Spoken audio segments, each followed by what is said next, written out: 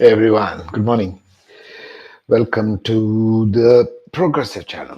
Today we will talk a little bit about negotiation, what it means to negotiate in a workplace, in a multicultural, diversified, multilingual, multiracial environment that we live in, the global, the small world that we live in now. It's very important to understand how to negotiate, right? And I'll share some of the tips here that I've learned through my work experience. Now, I've been an automation and control engineer working, I've had the good luck or the exposure to work in 15 different countries around the world. And nothing could be more diversified or more multiracial, lingual, cultural, etc., than that environment, the corporate environment. Now, the oil and gas industry is a very, very structured, very conservative kind of industry, in my experience. So they have a very top down structure, they have a very traditional approach to managing their work processes, the way they approach procurement, the way they approach engineering design, which was my field, and the rest of it. But here I was faced with working with Koreans, working with Japanese, working with the Arabs, working with Americans, working with Canadians, working with the British, working with sometimes Australian companies. So it's a very, very diverse environment, right? Now, in this kind of a diverse environment, I would, and nowadays Indians are working in Indian companies for all outsourced services, right? The business process outsourcing, the BPO, or the software companies now that Indians and Indian companies are famous for. So all these companies are working now, and as we go forward through the years, world will get smaller and smaller, and we Indians also will need to work more and more with companies and cultures of different nations. But there is a certain pattern of do's and don'ts which I will kind of share with you here, and that's where even critical thinking helps. By the way, critical thinking, the workshop model that kind of I have developed also, I'll leave the link here, is developed to enhance your capacity to think beyond the box of your upbringing, beyond the box of the Indian style of upbringing, the cultural traps, and what prevents an Indian from being leadership position in all of this stuff. Of course, it applies to all the other cultures as well. I make my podcasts and all the videos on my channel available in 15 different languages. They are available in Hindi, German, Spanish, Russian, Chinese, Japanese, Korean, French, Portuguese, Italian, etc. So you can see the subtitles if you're seeing this, because this applies across the board. We need to understand this from the perspective of how we can work as a world together, all the companies together. Let's get back to the topic. Negotiation. Negotiation, what is the art of negotiation? It all comes down to, first and foremost, the do's. Keep your focus on the task to be achieved. Don't make it personal. And it's very, very easy. I have seen it's easier said than done. In a group of 30 people in a meeting room, it's very easy. And I'm talking about multicultural. Let's say I'm going as an Indian, and then there's an American there, there's a Frenchman there, there's an Italian over here, and there's an Arab over here. And we are all in the same project, and we are all trying to discuss one topic. People get carried away by, I think this is like this, or I think it should be like this. And some people even use words like, I feel this should be like this, or I feel that should be like that. This is not going to help. First, don't do such a thing. It's not about my feelings, or it's not about my opinions of whatever is right or wrong. It's about the project. It's about what needs to be accomplished. What's on the table needs to be the priority for all in the meeting room. Now, me being in as a project management consultant, being in leadership positions where I have to take the governing decision, I have to take the final decisions up to me. I'm working from the oil company side.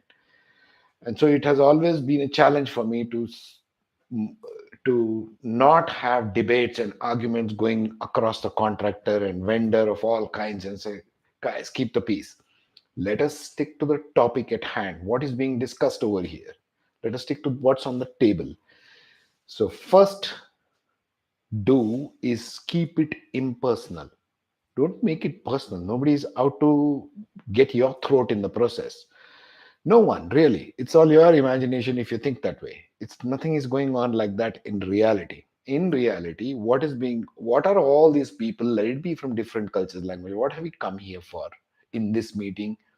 We have come here to discuss and solve that one topic or a bunch of topics, whatever the agenda of the meeting is, right? So that's the first focus. Keep it impersonal. Don't make it personal. Just the opposite is the don't. Don't make it personal, one thing. And make it about what? Make it about the topic on the table. That's the first point. Second point I have seen is what happens, and this is again more common than not. We can speak a lot about this, as you can imagine, in multiple diverse ways. But it's better to do in a critical thinking workshop. It comes out. But anyway, the second point of negotiation which I will bring is in a multicultural environment, people of different ethnic backgrounds, people of different languages, people, especially Indians, have a difficult time figuring out. I don't know why. India is such a diverse culture in its own. Each state is a different language, different food, different clothing, different ways to even worship God. So I don't know why we Indians have a trouble with that, but we should keep that in mind if you're an Indian watching this. Understand that the negotiation, when you are negotiating, you have to keep the other cultures aspects in mind. Do a little Wikipedia search and find out things about the other culture whom you are interacting. Let's say you're going to Italy, let's say you're going to Milan, and then you are having a meeting there, and there you're going to find out about, you're going to for a meeting there to discuss something with them. Well, first find out things about Milan, first get to know the culture. Wikipedia Milan, okay? And then find out what Milan city is like. What are Italians like? What do they like to eat? What are their preferences? What do they speak like? More important for you. Because I've seen most common differences are interpretation of the language, even if they know English. I'll give you an example when I went to Paris once. When I went to Paris once, I was working there for 3 months along with the Frenchman, and I had a very funny experience over there. It's like I found out I had my job was to go through a set of documents. I went through a set of documents and study them and make documents further out of that, more detailed design engineering documents. So one of the jobs I had there was, as I was going through these documents, I found out some mistakes there. Some inconsistencies were there, mistakes were there. So I went back to my boss, my Frenchman boss, and he said, "Yeah, you can go and speak to the head of the department who's responsible for such, and you can tell them whatever you have found out." I said, "Okay, I'll do." So I walked up to that guy, I said, "Excuse me," and she said, "Okay, Arun, what is it? This and this we have found in the doc. I have studied all these documents, and I had highlighted all the portions which were inconsistent mistakes." I said, "This seems to be a mistake. Can you check?" Now you could see the expression on his face immediately turn red and look up to me when I use the word mistake. I couldn't understand why such an inconsistency. It is a mistake. It's obviously a mistake. So if I tell him it's a mistake, the guy took offense. It's a cultural thing, folks. Later, I found out when my boss came back to me, he said, don't you try and avoid using the word mistake. Try next time and going and telling him, can you please check the documents? Can you not say use the word mistake with this guy or with anybody whom you're dealing with? I was like, okay, so mistake is a mistake to use with Frenchmen, French people, right? I should use the word please check the document, not the word mistake. That was very weird for me to first like, okay, whatever works for you, right? So that's one of the examples. Culturally, I've seen these very interesting differences between people of different language. Everybody is different. Everybody is different. There's nothing wrong or right there. It's just that you have to calibrate your diction, your tone of speaking, and what words, even in English, you're going to use, because many people of all cultures, they are not English speaking. And even in the English speaking countries like United States, like United Kingdom or Australia, they have different styles of approaching English itself. So although the base language is English, still there is variation in the way they approach it. Some things are considered offensive in UK, which is normal in United States. Both are English, but culturally they are different. So you've got to be taking some time. This is the second point I wanted to make. You got to take some time to understand the diction differences. What if I say something means what for somebody else across the culture, across that boundary? Because this is a cultural stuff. We are all used to, our own Indians are used to cultural differences here. The way a Maharashtrian interprets something is not the way a Kannadi guy interprets something else, right? People of different states in India are different styles of interpretation. This comes down to that. So you got to be careful when negotiating with multicultural people, people of different countries, people of different races, people of different social norms and ethics. You got to be careful and consider and research something on Wikipedia about what their country is about. How did they arrive where they arrive? Every country has a history so far, wherever, however they have come. Like when I went to Korea, for example, I had to Wikipedia the whole thing. That's the thing I do as a normal now, and I suggest you do the same thing. It's a very good tip. Before you go to any country for a meeting, for job, for whatever it is, find out on Wikipedia everything about that country as much as you can, just as general knowledge.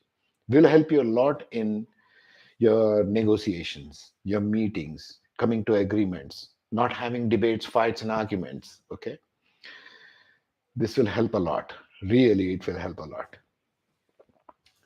That's the multicultural aspect I wanted to bring. Point number two. Point number three, negotiation is finally an art of a win win situation. I have seen very few people think like this in general. People always think they have hidden agendas, background, they have something in the back here. I need my stuff more there than the other, whatever is beneficial to the other fellow. Well, I'll give you a straight off thing. It's no big secret. Humans can smell this. You think you're wiser than the rest, but humans can smell this about one another. Doesn't matter which race, country, culture. Okay. If you're being dishonest, people can smell that. People, if you have hidden agendas, people will smell that.